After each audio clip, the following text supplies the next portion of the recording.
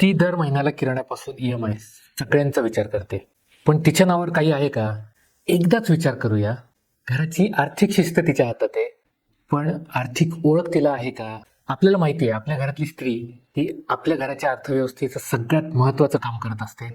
ते म्हणजे एका लिमिटेड अमाऊंटमध्ये पूर्ण महिन्याचा खर्च भागवणं, त्यात सर्वांना आनंद ठेवणं. पण जेव्हा आपण इन्व्हेस्टमेंटचं अकाउंट ओपन करतो तेव्हा नाव येतं आपलं, निर्णय घेतो आपण, ती घर सांभाळते, आपण गुंतवणूक सांभाळतो. पण खरं तर घराची CFO तीच आहे. तिला इक्विटीज, गोल्ड, रिटर्न्स याबद्दल थोडी माहिती कमी असेल, पण तिला एक गोष्ट माहिती आहे, ती म्हणजे आपल्या प्रायोरिटीज.